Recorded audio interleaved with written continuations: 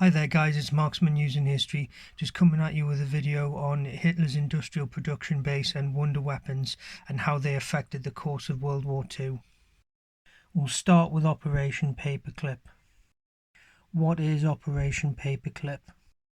Operation Paperclip was a secret US intelligence program that brought over 1,600 scientists, engineers and technicians to America following World War II. The government's goal was to harness their technological expertise for the Cold War and prevent them being recruited by the Soviet Union.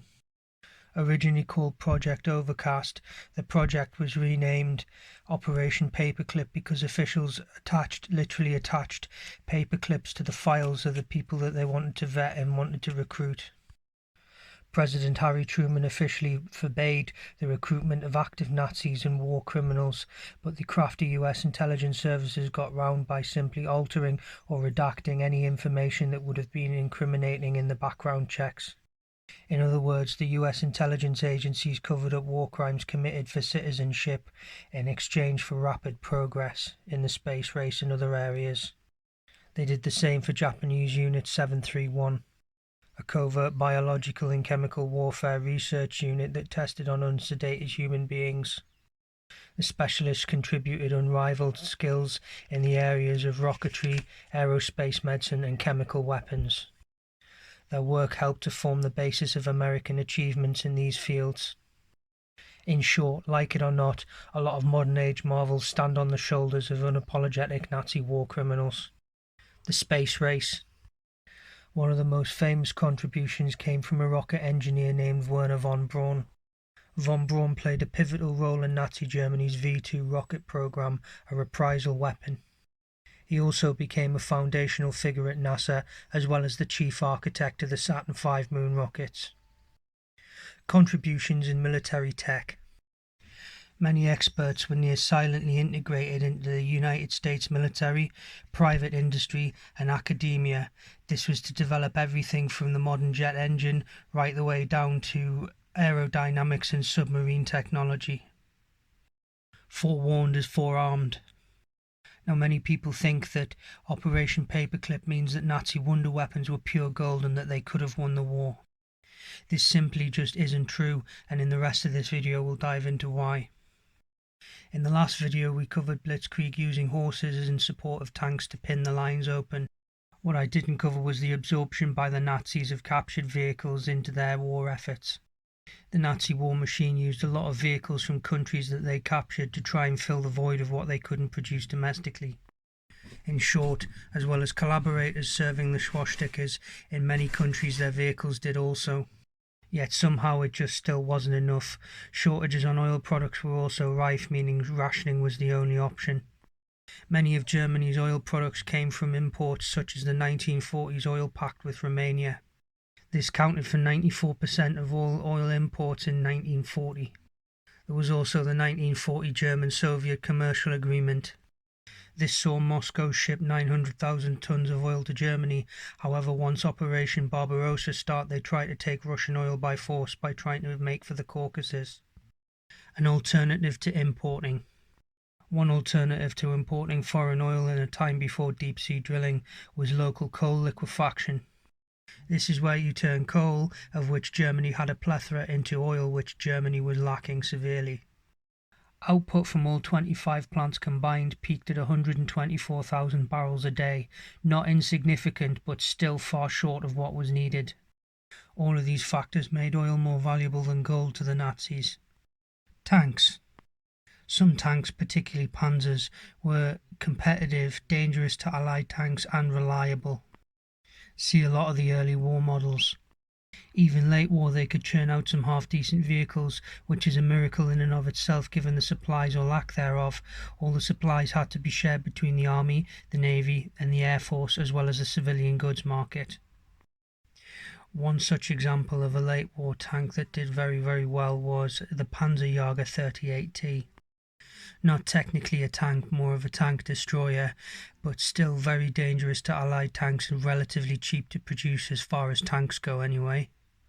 The problem stems from a lot of the later war tanks. As a rule of thumb, see anything with a big cat name. For example, the Tiger overshot its 45-ton target weight, weighing in at 57 tons. This made it way too heavy to cross most bridges at the time, so the first 495 units were fitted with a deep wading kit. This deep wading kit allowed the Tiger tank to traverse rivers up to 4 meters deep. But this kit was costly and time-consuming to fit, so after 495 they went without. It then became 1.2 meters the maximum depth that the Tiger tank could traverse. Another problem with the Tigers 1 and 2 was the weight affecting transmission. An example of this is its debut near Leningrad. 4 Tiger tanks were sent through a swampy forest, and 3 of the 4 gearboxes gave out under the immense weight of the thing. And yet another problem with the Tiger tank was the interleave suspension system. On paper it seemed like a smart idea to spread the weight of the tank out, but it was smart on paper, very poor in practice unfortunately. It was a magnet for mud and would get clogged up relatively easily. As well as this, if you wanted to change one of the hull side wheels, you had multiple other wheels to remove just to get access to that one wheel. All of this was costly and time consuming. Now enters Tiger 2. Tiger 2 was heavier, weighing in at 68 to 70 tons. With the Tiger 2 they really sacrificed mobility for firepower and armour. The idea was deemed to be needed as Germany's war became less offensive and more defensive. The Tiger 2, or King Tiger, was built around the 88mm KWK 43 gun, a larger and heavier gun that would not fit in the Tiger 1's turret. It also had a 150mm glassless plate, which really put the weight up and chucked mobility in the bin. Rather than a tank that was a strong German monster that could take a pounding and return it with a single shot, what they ended up with was a vehicle so perplexing, post-war Soviet testers wondered why they'd bothered to build it at all. This is mostly because they used the same engine that was in the Tiger 1 that struggled in the Tiger 1, now hauling extra weight with a gun and extra armour. An example of this is, in one of its debuts in combat, all of the issued units broke down to the engine. This meant that they had to be blown up and abandoned by their crews. It wasn't just the Tiger and King Tiger that suffered from plagues of mechanical errors. The Panther tank also suffered from its fair share of breakdowns as well. Sent in shortly before the Battle of Kursk, 200 units were sent to fight, but only 184 made it to the metaphorical start line. This is due to en masse breakdowns. By the 10th of July, the Battle of Kursk starting on the 5th, only 10 Panther tanks remained, and this was majority due to breakdown rather than enemy action. The most common issue was the final drive unit, the bit that connects the drive sprocket to the transmission. With post-war French studies of the Panther tank finding that the final drive unit needed to be changed almost as often as you had to fill it up with fuel, which was a lot as it guzzled petrol.